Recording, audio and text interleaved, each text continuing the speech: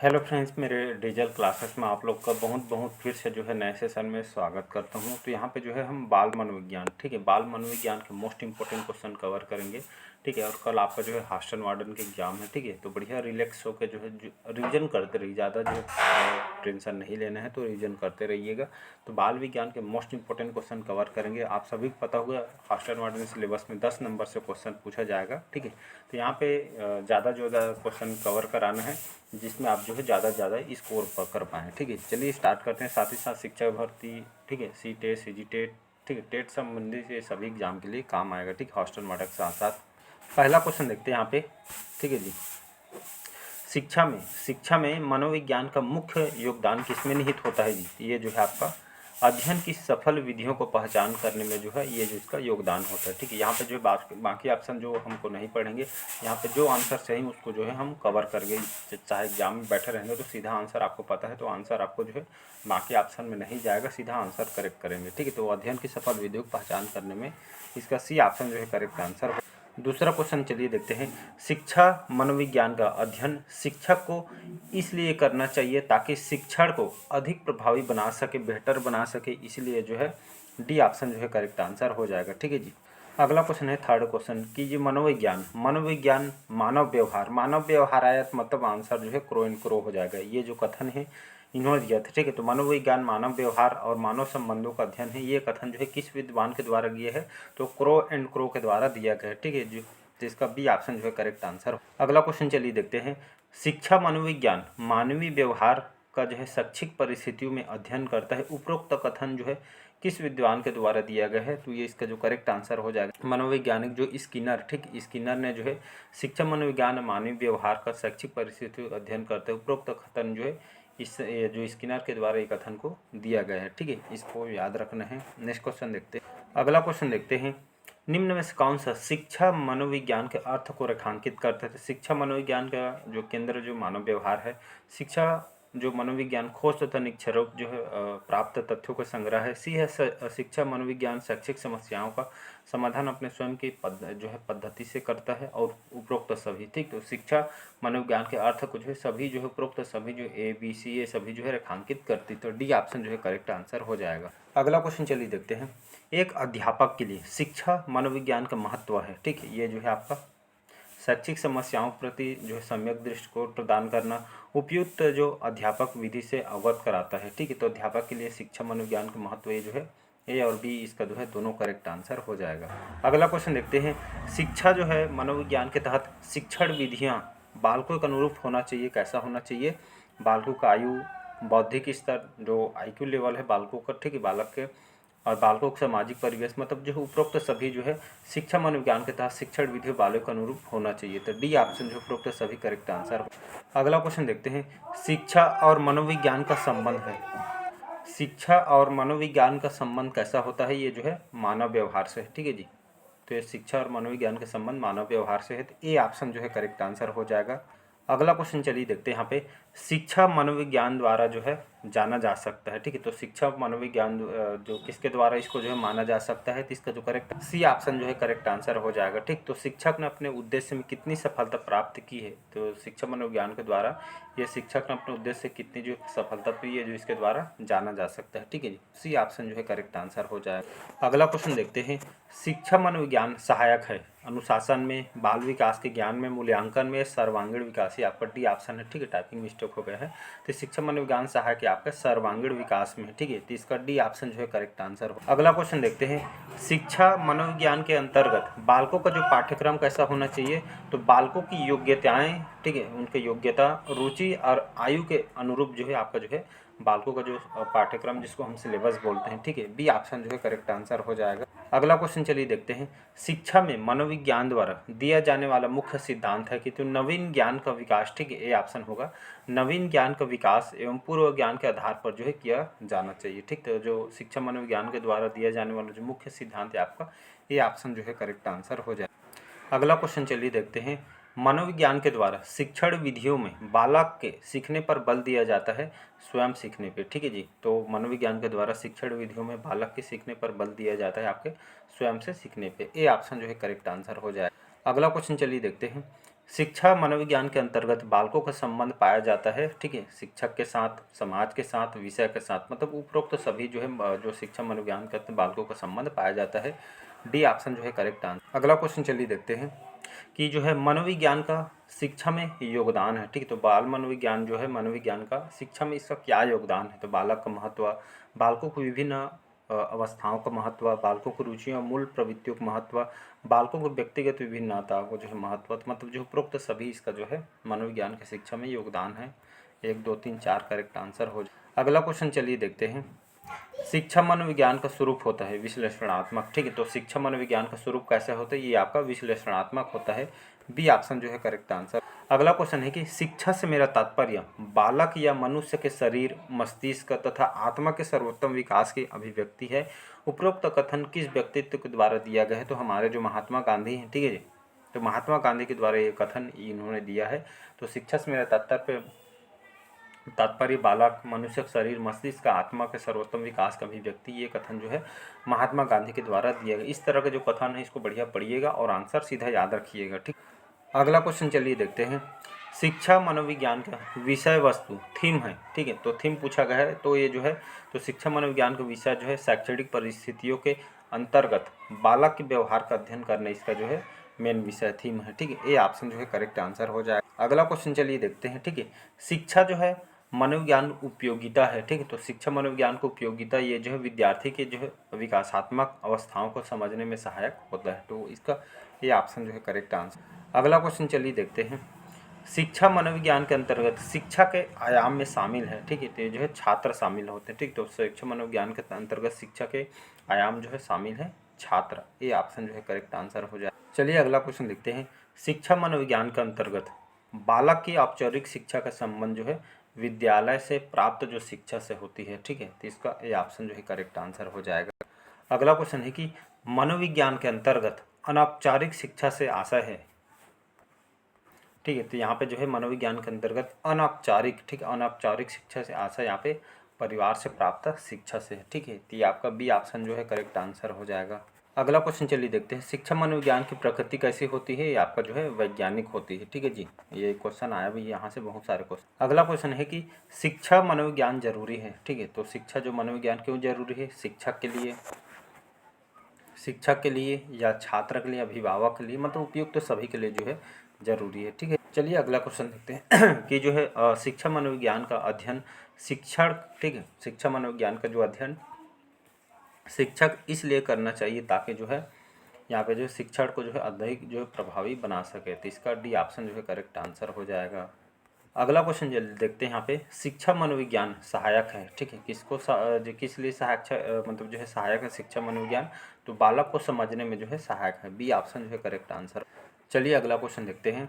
शिक्षा में मनोविज्ञान का मुख्य योगदान किसमें निहित होता है, ठीक है, तो इसका जो करेक्ट आंसर हो जाएगा यहाँ सी ऑप्शन जो है करेक्ट आंसर हो जाएगा, अध्ययन की सफल विधियों की पहचान करने में, ठीक, तो शिक्षा में मनोविज्ञान का मुख्य योगदान अध्ययन की सफल विधियों की पहचान करने में होता है। अगला क्वेश्चन चलिए देखते हैं।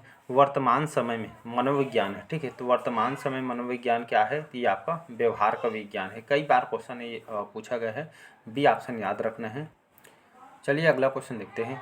जो मनोविज्ञान आचरण एवं व्यवहार का यथार्थ विज्ञान, ये कथन जो है मैकडूगल के द्वारा दिया गया, ठीक है, तो मनोवैज्ञानिक जो मैकडूगल इन्होंने जो है मनोविज्ञान आचरण व्यवहार यथार्थ विज्ञान है, ये कथन जो है मैकडूगल के द्वारा दिया गया है, तो इसका सी ऑप्शन जो है करेक्ट आंसर। अगला क्वेश्चन चलिए देखते हैं।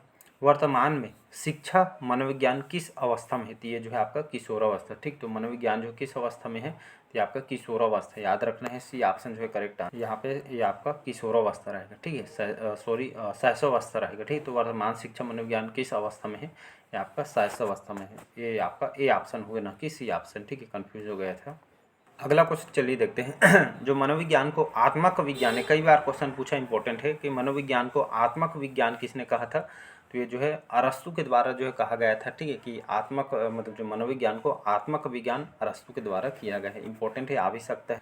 अगला क्वेश्चन चलिए देखते हैं कि मनोविज्ञान को सर्वप्रथम विज्ञान का दर्जा दिलाने वाली जो विधि यहाँ पे जो है प्रयोगात्मक है, ठीक है, प्रयोग करके ये जो है सिद्ध किया जाता है, ठीक है, तो मनोविज्ञान को सर्वप्रथम विज्ञान का दर्जा दिलाने विधि आपका प्रयोगात्मक है, सी ऑप्शन जो है करेक्ट आंसर हो। अगला क्वेश्चन चलिए देखते हैं यहाँ पे। आत्मा निरीक्षण विधि द्वारा, ठीक है, आत्मा निरीक्षण विधि द्वारा किन की क्रियाओं का अध्ययन किया जाता है, ठीक है, इसमें जो है स्वयं की जो है अध्ययन किया जाता है, ठीक है जी, बी ऑप्शन जो करेक्ट आंसर हो। अगला क्वेश्चन चलिए देखते हैं, बाल केंद्रित शिक्षा किसकी देन है, ठीक है, ये जो है आपका सर्व शिक्षा अभियान की है। तो बाल केंद्रित शिक्षा जो है सर्व शिक्षा अभियान की है, तो बी ऑप्शन जो है करेक्ट, सॉरी यहाँ पे सी ऑप्शन होगा, शिक्षा मनोविज्ञान के, ठीक है। तो बाल केंद्रित शिक्षा जो है शिक्षा मनोविज्ञान की किसकी देन है। तो अगला क्वेश्चन है, थार्नडाइक, ठीक, मनोवैज्ञानिक जो थार्नडाइक ने शिक्षा मनोविज्ञान का कैसा रूप प्रदान किया है, तो इन्होंने जो है निश्चित एवं स्पष्ट रूप जो है इन्होंने प्रदान किए, ठीक है। थार्नडाइक के अनुसार शिक्षा मनोविज्ञान का रूप जो है निश्चित और स्पष्ट, ए ऑप्शन हो जाए। अगला क्वेश्चन चलिए देखते हैं यहाँ पे कि जो है शिक्षा मनोविज्ञान का मुख्य तत्व है विद्या, शिक्षार्थी, सीखने की प्रक्रिया, अध्यापक, मतलब उपरोक्त सभी ठीक है। शिक्षा मनोविज्ञान मुख्य तत्व, शिक्षार्थी, सीखने की प्रक्रिया, अध्यापक, ये सभी जो है करेक्ट आंसर हो जाएगा। अगला क्वेश्चन चलिए देखते हैं, सर्वप्रथम मनोविज्ञान को किस विषय के अध्ययनकर्ता के रूप में स्वीकार किया गया था, ठीक है। तो इसको जो है आत्मा के रूप में, ठीक है। तो सर्वप्रथम मनोविज्ञान को किस विषय, तो आत्मा विषय का अध्ययनकर्ता के रूप में स्वीकार किया गया था, ठीक है। तो इसका बी ऑप्शन हो जाएगा, करेक्ट आंसर हो जाएगा। तो यहाँ पे सर्वप्रथम की बात कर रहे हैं, अभी की बात नहीं कर, सर्वप्रथम तो आत्मा रहेगा, ठीक है। अगला क्वेश्चन देखते हैं, निम्न में से कौन सी जो समस्या शिक्षा मनोविज्ञान के क्षेत्र में आती है। तो शैक्षणिक जो पिछड़ापन, ये जो है ये समस्या ये जो है शिक्षा मनोविज्ञान के क्षेत्र के अंतर्गत आती है, डी ऑप्शन। अगला क्वेश्चन चलिए देखते हैं, शिक्षा के क्षेत्र में व्यवहारवादियों का सबसे बड़ा योगदान है आपका वस्तुनिष्ठता है, ठीक है। बी ऑप्शन जो है करेक्ट आंसर हो जाएगा। अगला क्वेश्चन चलिए देखते हैं, शिक्षा मनोविज्ञान के संदर्भ में सर्वाधिक उपयुक्त कथन कौन सा है। तो शिक्षा मनोविज्ञान की शिक्षा के क्षेत्र, ये जो एक शाखा, ये सभी जो है, ठीक है। शिक्षा मनोविज्ञान के संदर्भ में सर्वाधिक उपयुक्त कथन शिक्षा मनोविज्ञान के शिक्षा क्षेत्र में एक शाखा, बी ऑप्शन जो है करेक्ट आंसर हो जाएगा। अगला क्वेश्चन है, शिक्षा में मनोविज्ञान का मुख्य योगदान किसमें निहित होता है। तो अध्ययन की सफल विधियों की पहचान करने में होता है, सी ऑप्शन जो है करेक्ट आंसर हो जाएगा। अगला क्वेश्चन है, दृष्टिकोण का एक घटक जो कार्य करने या व्यवहार करने के स्तर से संबंधित है, तो ये आपका क्रियात्मक हो जाएगा, डी ऑप्शन, ठीक है। तो दृष्टिकोण का एक घटक जो कार्य करने या व्यवहार करने के स्तर से संबंधित है, तो आपका क्रियात्मक हो जाए, डी।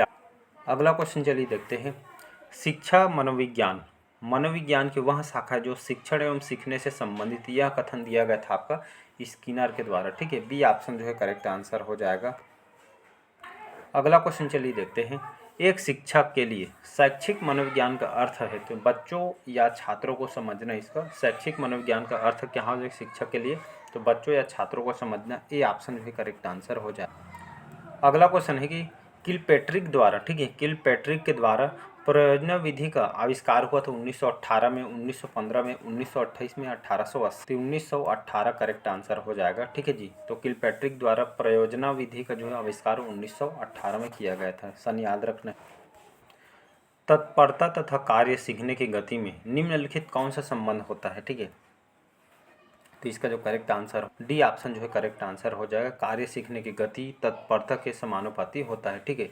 याद रख, तत्परता तो कार्य सीखने की गति में कौन सा संबंध होता है, कार्य सीखने की गति तत्परता के समानुपाती होता है, डी ऑप्शन जो है करेक्ट आंसर।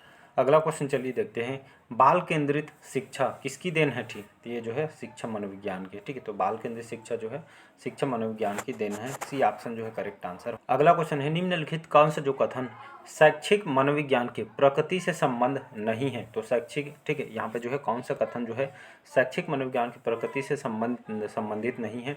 तो शैक्षिक मनोविज्ञान एक व्यवहारिक विज्ञान है, यह एक जो है सामाजिक विज्ञान है, यहाँ पे यह एक जो है सकारात्मक विज्ञान है, ये एक आदर्श विज्ञान है, ये डी आपका जो है नहीं है, ठीक है। तो इसका डी ऑप्शन जो है करेक्ट आंसर। अगला क्वेश्चन चलिए देखते हैं, शिक्षण योग्य बच्चों की बुद्धि लब्धि होती है, ठीक है। तो शिक्षण योग्य बच्चों की बुद्धि लब्धि कैसी होती है, तो लगभग 50 या 75 से 90 तक ये जो है यहाँ पे शिक्षण योग्य बच्चों की बुद्धि लब्धि जो IQ लेवल जो है 50 से 75 या 75 से 90 तक, ठीक है। तो जो भी ऑप्शन रहेगा उसके साथ 50 से 75 या 75 से 90 रहेगा, तो आंसर बी ले सकते हैं, ठीक है जी, इसके हिसाब से। अगला क्वेश्चन देखते हैं, चोरी करने वाला जो बालक कहलाता है आपका समस्यात्मक बालक कहलाता है, ठीक है। ये ऑप्शन जो है करेक्ट आंसर हो जाए। अगला क्वेश्चन चलिए देखते हैं, एक बालक की मानसिक आयु 15 वर्ष है और शारीरिक आयु 12 वर्ष है, तो उसकी बुद्धि लब्धि कैसी हो गई, तो ये लगे 125 हो गए, मतलब जो है अच्छे बच्चे के अंतर्गत आती है। ठीक है, तो बालक की मानसिक आयु 15 वर्ष है, शारीरिक आयु 12 वर्ष है, तो उसकी IQ लेवल जो बुद्धि लब्धि 125 होगी, अच्छे मतलब कंडीशन में आता है। ठीक है, बी ऑप्शन हो जाएगा। इसका आप फार्मूला कैसे निकाल सकते हैं, आप एग्जाम में रहेंगे तो ठीक है, जो भी है जैसे 15 वर्ष और 12 वर्ष, ठीक है, इंटू 100 से जो है आप जो है गुणा कर देंगे तो आंसर आपको आ जाएगा। तो उसके हिसाब से जो है आंसर आप लगा सकते हैं। ठीक है, तो इसका फार्मूला है, ऐसे इसको निकाला जाता है IQ लेवल। अगला क्वेश्चन चलिए देखते हैं। अधिगम विकलांग बच्चे अधिकतर होते हैं आक्रामक, संगठित, संगत या आपका निम्न उपलब्धि वाले। ठीक है, तो अधिगम विकलांग बच्चे जो अधिकतर, ये जो है डी ऑप्शन निम्न उपलब्धि वाले होते हैं, डी ऑप्शन याद रखिए। अगला क्वेश्चन है प्रतिभा संपन्न बालकों की नकारात्मक विशेषता है। ठीक है, तो प्रतिभा संपन्न बालकों की नकारात्मक विशेषता यहाँ पे डी ऑप्शन हो जाएगा। कभी कभी जो है अधीरता तथा ध्यान केंद्रित करना है। ठीक है, तो प्रतिभा संपन्न बालकों को नकारात्मक जो है कभी कभी अधीरता तथा ध्यान केंद्रित न करना होता है। ठीक है जी। अगला क्वेश्चन चलिए देखते हैं। निम्न में से बहुबुद्धि का प्रकार कौन सा नहीं है? भाषाई बुद्धि, स्थानिक बुद्धि, अंतर्वैयक्तिक बुद्धि या डी है विश्लेषण बुद्धि। ठीक है, तो या बहुबुद्धि का प्रकार कौन सा नहीं है? ये आपका विश्लेषण बुद्धि, ये आपका जो है बहुबुद्धि का प्रकार नहीं है। ठीक है, बाकी ये BC करेक्ट आंसर हो जाएगा डी को छोड़ के। अगला क्वेश्चन देखते हैं यहाँ पे कि जो है वह बच्चे जिनकी मानसिक आयु उनकी कालानुक्रमिक आयु से कम होती है, ये जो है कैसे कहलाते हैं? तो ये जो है मंद बुद्धि या मंदित बालक कहलाते हैं। ठीक है जी, डी ऑप्शन जो है करेक्ट आंसर हो जाएगा। अगला क्वेश्चन चलिए देखते हैं। एक बालक जिसकी बुद्धि लब्धि 85 है उसे वर्गीकृत किया जाएगा सामान्य बुद्धि, श्रेष्ठ बुद्धि, मंद बुद्धि या सामान्य बुद्धि। ठीक है, तो यहाँ पे जो है बुद्धि लेवल जो IQ लेवल 85 से ये जो है मतलब जो है तो उसे वर्गीकृत यहाँ पे मंद बुद्धि के अंतर्गत रखा जाता है। ठीक है जी, इसको आपको याद रखना है, सी ऑप्शन याद रखना है। यहाँ पे एक बार बता देता हूँ, ठीक है, जितना भी रहेगा यहाँ से क्वेश्चन आते हैं कि बुद्धि लब्धि वर्गीकरण, बुद्धि लब्धि की सीमा। ठीक है, यहाँ पे कैसे चेक कर पाएंगे? जैसे प्रतिभाशाली बच्चे जो है लगभग 145 या उससे ऊपर या अधिक है तो प्रतिभाशाली के आएगा। ठीक है, बहुत श्रेष्ठ मतलब 135 से 145 के बीच में है। ठीक है, तो ये जो है आपके बहुत श्रेष्ठ बालक के अंतर्गत आएगा। श्रेष्ठ बालक में 125 से 135 है। ठीक है, इसके बीच में है तो श्रेष्ठ बालक में। औसत से ऊपर में 115 से 125 है तो ये औसत के ऊपर में आएगा। औसत 90 से 115 है तो औसत में। और यहाँ पे जो है मंद या जो सीमावर्ती 70 से 90 के बीच में है तो ये आपका मंद बुद्धि या सीमावर्ती में आता है। ठीक है, तो ये आपको याद रखना है। अगला क्वेश्चन चलिए देखते हैं। बालक की बौद्धिक विकास से तात्पर्य है समझ, कल्पना, तर्क, मतलब उपरोक्त सभी से जो है बौद्धिक विकास से तात्पर्य है समझ, कल्पना, उपरोक्त सभी, तर्क से डी ऑप्शन हो। अगला क्वेश्चन है तो बालकों के वर्गीकरण और उनके प्रमुख लक्षणों को जोड़े बनाइए। बालकों को वर्गीकरण, प्रमुख लक्षण। ठीक है, एक तरफ बालकों का वर्गीकरण, प्रमुख लक्षण दिए प्रतिभाशाली, रचनात्मक, यहाँ पे जाइए, पिछड़े हुए, अधिगम अवयोग, मानसिक रूप से मंद। ठीक है, तो यहाँ पे प्रतिभाशाली में आपका आ जाएगा उच्च बुद्धि वाले। ठीक, प्रतिभाशाली में उच्च बुद्धि वाले आएंगे। इसके बाद देखेंगे रचनात्मक। रचनात्मक आपका जो है, एक मिनट ना, हाँ ठीक है, तो ये आपका जो है रचनात्मक में आपका डी ऑप्शन हो जाएगा आविष्कारक। ठीक, रचनात्मक जो है आविष्कारक हो जाएगा।